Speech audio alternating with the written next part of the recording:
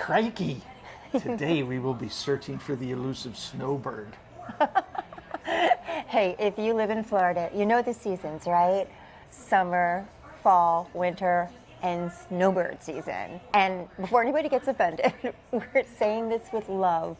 We love our snowbirds. We just want to have some fun and talk about how you spot them. Yes, remember these are very nice, kind people that are down here enjoying Florida just like we do. But you will run into some cases where you think something's wrong there. And there's a good chance that it's a snowbird who isn't used to the way things go. Exactly, exactly. So let's talk about sign number one. How about the outfit? How about this? Okay, it's 52 degrees. We are wearing puffer jackets, our hats, our gloves. We are freezing. Long pants, Yeah, long sleeve shirt, exactly. maybe a jacket. And then you see that person walking by in their They tank just top. got off the plane from Wisconsin. Flip-flops, shorts, and they're Flip-flops, like, shorts, "Isn't t-shirt. this weather gorgeous?" And we're like, "No, sir, it's freezing." But they're loving it. They're enjoying it, and it helps you really appreciate that we are. This is so much better than it would be in the Northeast today, right? I mean, It today always it's chilly, is. but it's better than what we would be having. Right. So that's awesome. So I absolutely love that. So number two, how about the roundabout confusion? Yes, and I think this is something that a lot of people had when they first got here. Oh, 100% me. And so it is a telltale sign of either somebody who's new or a snowboarder who's just getting back into the swing of things. Right. I mean, a village's local goes into that circle with confidence. You know which side to be on, you know where you're getting out. But when you see that car that's either goes in it like their Andrew, what's that guy's name? The race car driver. They go in it like, just take the turn, just go. I don't know his name. Maybe that's a fail. AJ Foyt. Maybe I'll use that name. I don't know. I Al don't know any Unser? names. I was trying. That's good. I'll get you all the names I know from the 70s. Gotcha. Well, you see people just go in like blinders on, like I'm just gonna go. But then you see the ones that are just trying to be really sweet and kind. So they stop and they're like, "No, you go," and they're trying to wave everybody on. Like, "No, you go." No, it's polite, it's sweet, but it causes chaos. Well, I think right behind us you're going to see some snowbirds going by in their t-shirts and shirts. T-shirts and shorts. I love it. It's 9 I or love 60. it. I'm glad they're enjoying. But we also wear our winter stuff because we have it, and at least I do. And it sits in the closet for 11 months, and then it gets cold, and I want to put the stuff Kind on. of feels good to get it back out, doesn't it? Yeah. I agree with that. Totally agree with that. Let's go on to number three, golf cart parking. This one's a dead giveaway, isn't it? And these are things that you'll see all year, but you see them more now that there's been a big influx of people coming down for the winter. Yeah. So it goes all different areas, but it's you see that person parking a golf cart like they just landed a plane, and they're like, "Oh, I nailed it," and they get out and they're taking up 3 spots, and they're not. Because, you do know the rule with golf cart parking here. Our realtor, this is like one of the first things she told us. When you park a golf cart, you're using both sides. How do you say that right? Two carts pull into one. 2 carts share one parking spot. Yes. That's what I'm trying to say. So one usually pulls forward and then one stays back a little. But that's not, you don't do that other places. You have to get used to that. So a lot of times that's how you can tell when someone's new that they don't understand the dynamics of that parking. Take their spot out of the middle. Exactly. And then number 4 is that they may not be completely comfortable with the rules of driving the golf cart. Things like who has right of way when you come to a gate. Oh, that's true. That's a good one. And then even driving out into regular traffic, which we've seen that happen. Oh, I've done that. Yeah, you don't did have that to when be. You were new, right? Yeah, I just did that last week. You don't have to be a snowbird for that to happen, but I'm sure it happens much more often to snowbirds. Yeah. Right, just because switching between car and golf cart all the time. Right. I was just leaving Seabreeze the other day, thought I was a car because usually been driving my car because it's cold to this class. And it was a nicer day, so I drove the golf cart. But as I was leaving, thinking about something else, I pulled out like I was a car.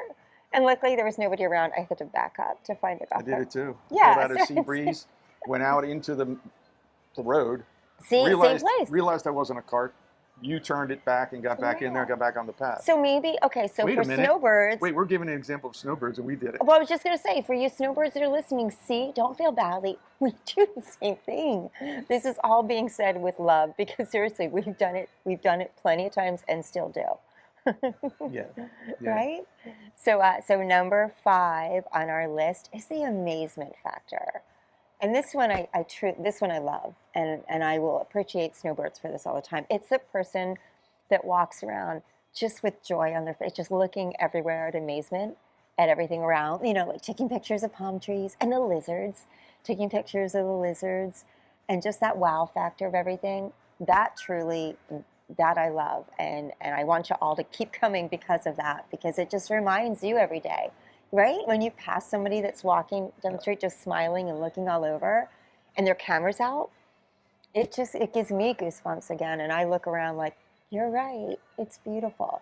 So for that one, snowbirds, we thank you, and we want you to always come for that reason, because that truly, this Yeah, place was is. that familiarity breeds contempt, right? Yes, And that's yes, the saying. So the more you're familiar with something, the less you probably appreciate it. right. Although at our age, we really appreciate it. We A lot do, more. but it does bring it back, like when you're, just the other day when we were Sunday playing pickleball and I was playing with somebody and the smile just never left her face. And I was like, aw, how long have you been? And you know what I mean? It's like I knew. And she's like, been here for 9 days and it's the most amazing thing. And that's contagious. That's contagious when Yeah. you talk to somebody. It really is.